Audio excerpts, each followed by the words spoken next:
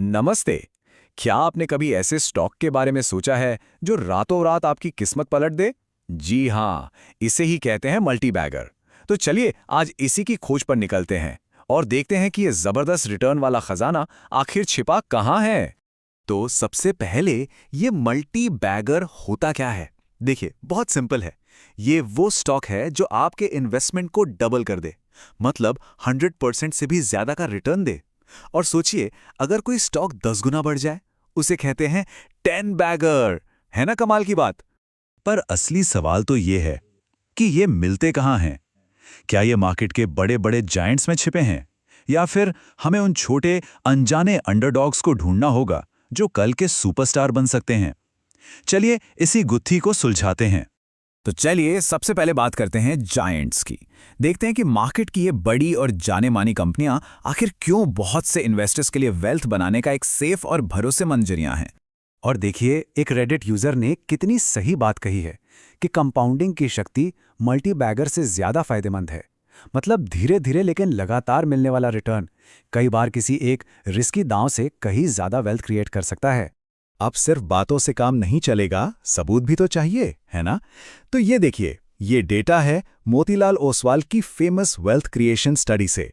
ये स्टडी हर साल हमें बताती है कि मार्केट के असली विनर्स कौन हैं और उनकी सक्सेस का राज क्या है। और वो है लंबी पारी खेलना। जरा इन नामों पर नजर डालिए। Asian paints, Titan, HDFC bank, ये सब जाने पहचाने नाम हैं। ये वो कंपनियां हैं जिन्होंने लगातार 10 साल तक हर साल औसतन 20 से 30% का जबरदस्त रिटर्न दिया है। इसी को कहते हैं कंपाउंडिंग का असली जादू। लेकिन ठहरिए, सिक्के का एक दूसरा पहलू भी तो है। अब बात करते हैं उन लोगों की जिनका मानना है कि असली वेल्थ तो अगली बड़ी चीज को सबके सामने आने से पहले ही ढूंढ निकालने में है। और इन स्मॉल कैप इन्वेस्टर्स का फंडा बिल्कुल क्लियर है।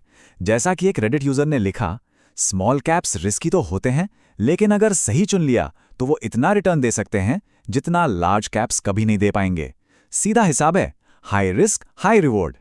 और इसका सबसे बड़ा एग्जाम्पल कौन हो सकता है? The big bull, Rakesh Jhunjhunwala. उन्होंने टाइटन में तब इन्वेस्ट किया था जब वो एक छोटी सी गुमनाम कंपनी थी, ना कि तब जब वो एक जायंट बन चुकी थी। उन्होंने भविष्य के इस दिग्गज को बहुत बहुत पहले ही पहचान लिया था। एक और रीसेंट एग्जाम्पल देखिए, टाटा मोटर्स का। मई 2020 में इसका मार्केट कैप कितना था? सिर्फ 346 करोड़। और 2024 तक ये बढ़कर हो गया 3 लाख करोड़ से भी ज्यादा। सोचिए, एक छोटे से पौधे का इतना बड़ा पेड़ बन जाना कमाल है। और इस एक्सप्लोसिव ग्रोथ का सबूत चाहिए तो ये देखिए, इन कंपनियों की 5 साल की सालाना ग्रोथ रेट पर नजर डालिए। India bulls ventures 97%, TVS motor 81%। ये नंबर्स वाकई दिमाग घुमा देने वाले हैं। तो अब हमारे सामने वेल्थ बनाने के दो अलग अलग रास्ते साफ नजर आ रहे हैं। एक तरफ है जायंट्स का रास्ता, जिसमें सेफ्टी और कंसिस्टेंसी है, और दूसरी तरफ है अंडरडॉग्स का रास्ता, जिसमें हाई रिस्क है पर हाई रिवॉर्ड की उम्मीद भी उतनी ही ज्यादा है। पर बात सिर्फ कंपनी के साइज यानी मार्केट कैप पर आकर खत्म नहीं हो जाती। रुकिए, कुछ और भी बहुत जरूरी चीजें हैं जो सक्सेस के लिए मैटर करती हैं। एक सक्सेसफुल इन्वेस्टर बनने के लिए सिर्फ कंपनी का साइज देखना काफी नहीं है। आपको ये भी देखना होगा कि कंपनी को चलाने वाले लोग यानी मैनेजमेंट ईमानदार हैं या नहीं। और दूसरा, क्या आप उस स्टॉक के लिए सही कीमत चुका रहे हैं, मतलब वैल्यूएशन।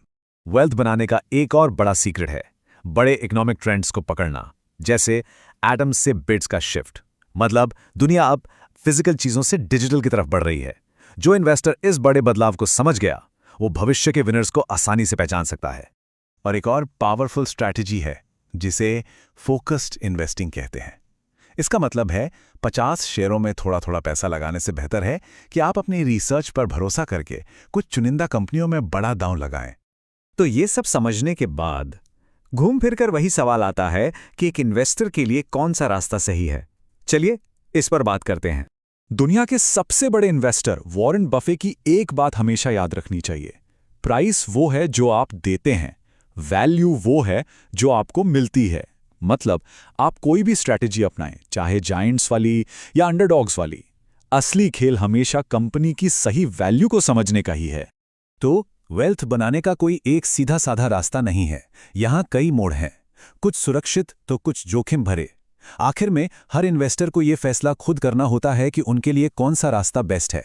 ये उनके रिस्क लेने की क्षमता और उनके अपने फाइनेंशियल गोल्स पर डिपेंड करता है।